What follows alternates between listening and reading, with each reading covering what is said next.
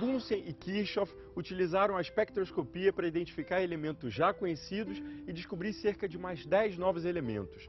Mais tarde, outros cientistas se debruçaram sobre o tema e vários outros elementos foram identificados pela mesma técnica. Mas a coisa foi bem além. A espectroscopia, com as aplicações propostas por Bunsen e Kirchhoff, contribuiu significativamente para o desenvolvimento da teoria atômica e da astrofísica.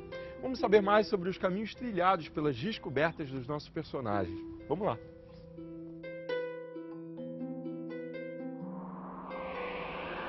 Eu estou aqui na Universidade Federal do Rio de Janeiro, a UFRJ, junto com o professor Milton Salles, e a gente vai conversar sobre os rumos da espectroscopia.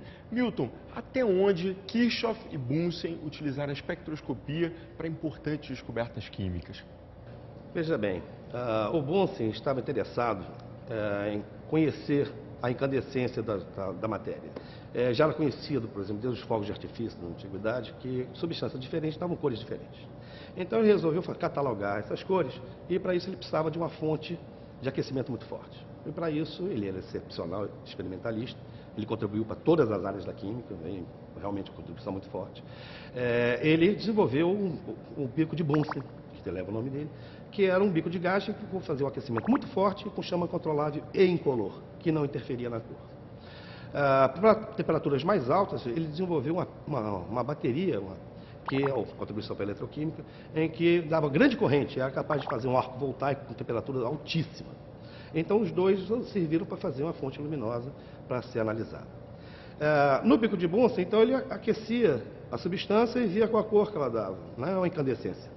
Essa incandescência ele catalogava, dando as cores, e ele começou a descobrir que as cores que apareciam eram decorrentes dos elementos químicos que estavam... Por exemplo, o cobre dava cor tal, verde, o chumbo dava outra cor e por aí vai. Assim vai, o lítio dava vermelho, assim por diante. Bem, aí, nessa época ele começa a colaboração com o Kirchhoff. E o Kirchhoff propõe, olha, se nós queremos realmente analisar essa cor, seria muito melhor estudada se a gente fizesse a decomposição da luz que sai dessa incandescência. E essa decomposição pode ser feita por um prisma de Newton. Esse prisma, que o Newton usou para estudar, e que se eu pego a luz solar, passa através dela, da dupla refração, e eu consigo separar as comprimentos de onda, do vermelho até o violeta, as cores do arco-íris, né, como se fosse um arco-íris. E, ao pegar a luz que saía dessa incandescência, eles descobriram que não era um contínuo, nem eram regiões de contínuo, eram linhas. Linhas específicas para cada elemento químico. Então, veja que aí aparece um método de fazer análise elementar. Eu consigo descobrir qual é o elemento químico que está presente pelas raias, pelas linhas que aparecem nesse espectro. Ora, a partir daí nós temos toda a espectroscopia começando, né? Toda ela. Milton, a espectroscopia utilizada até hoje, quais são as técnicas mais avançadas?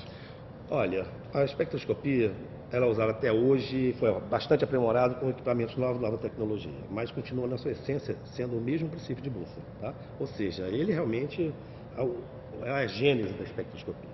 Só que agora a gente trabalha em áreas que não é só do visível. A gente trabalha em áreas antes do visível, infravermelho, ondas de rádio, ou depois do violeta, ultravioleta, raio-x. E cada uma dessas espectroscopias dão respostas diferentes para aquilo que a gente está procurando. Como assim? Você falou em área não visível.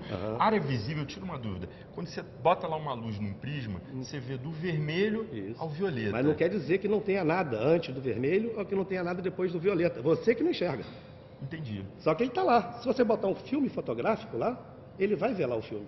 Por exemplo, dá um exemplo de um elemento químico.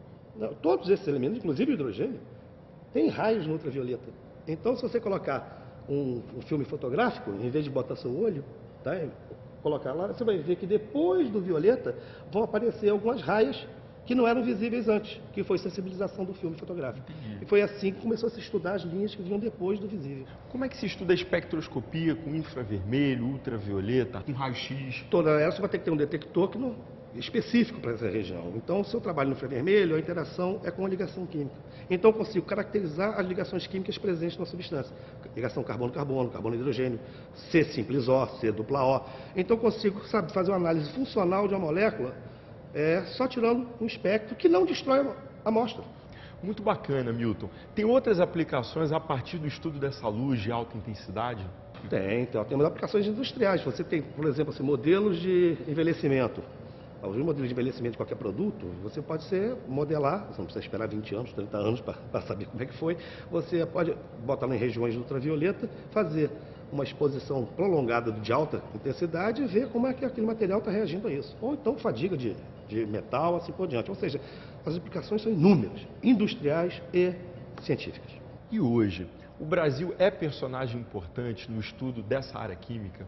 Ah, com certeza, né? Nós temos o Laboratório Nacional de Luz Síncroton, que é uma referência para poder você conseguir luz de alta intensidade e fazer espectroscopias específicas, tá? De alta intensidade. Isso é realmente uma coisa, um avanço muito grande para o país ter um laboratório desse tipo. Olha, só tenho a agradecer pela sua participação aqui no programa. Muito obrigado pela entrevista. Apesar da sua simplicidade, o espectroscópio é provavelmente o instrumento científico mais importante já inventado. Desde a sua criação, foi uma ferramenta que possibilitou uma grande parte das maiores descobertas científicas, do campo nuclear ao campo cosmológico, na física, na química, na geologia, na astronomia e na medicina.